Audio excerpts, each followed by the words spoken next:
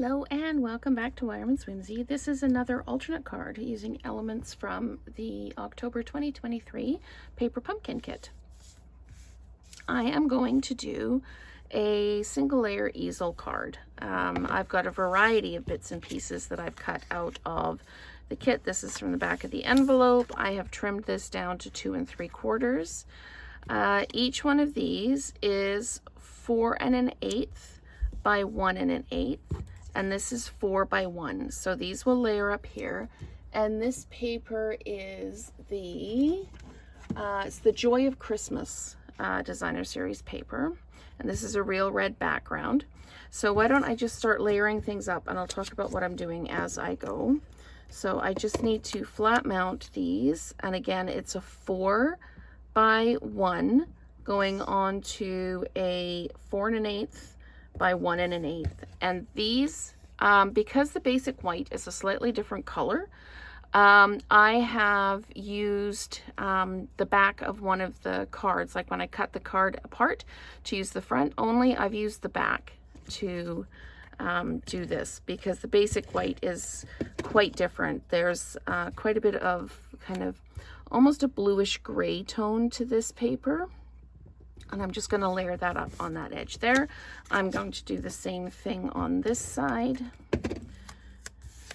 Just laying this down, again, making sure I'm even and equal, and doing the same all the way down. Here we go, like that.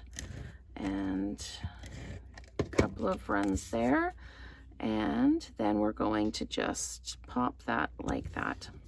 Now the piece in the middle, again, because the basic white is a slightly different color, I chose to use one of the card bases, and I cut it up.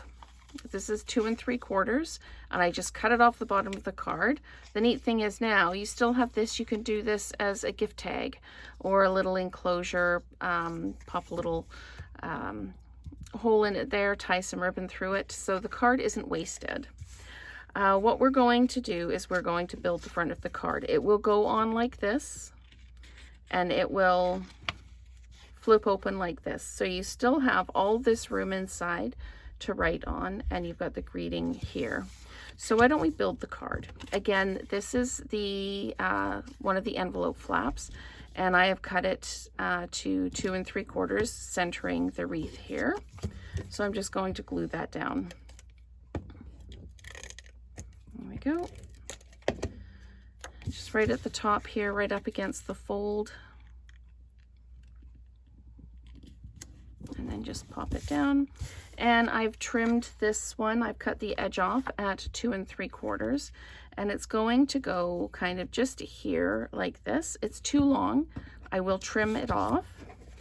So I'm going to put adhesive here and here. And then I'm going to lay it along the edge so I know I'm lined up, but where I want it to go. Sorry, I'm going to line up from this edge because this edge has the piece on it. There we go. So I'm going to line that up just like that.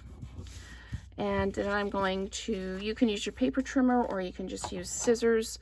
I'm going to get my big scissors out. Whoops. And just run this along the bottom of the card and just straight line trim it right off. You can use your paper trimmer if you want to. So that's all trimmed off. I'm going to stamp the Merry Christmas on here. And I'm being very brave because I didn't stamp it first and then do the cutting. It's all ready to go. So then the Merry Christmas is going to go on the card right there. And I'll close up the ink pad. Pop that all off to the side, and then it's going to get glued on to the front here. So you can bling this up if you want to, however you want to kind of decorate it.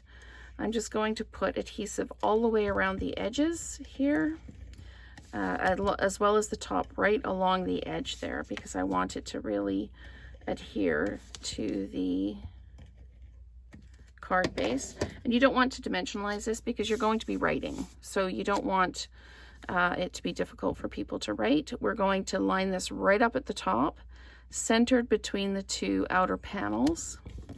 and then pop that down. So then what we have is a single panel card, and you just give that a squeeze and it stands up for you. So this is what it looks like, and then you can write on the inside. And people, if they still string up their cards, it'll still hang on a strung up card. So thank you so much for watching this alternate card, and stay tuned for more.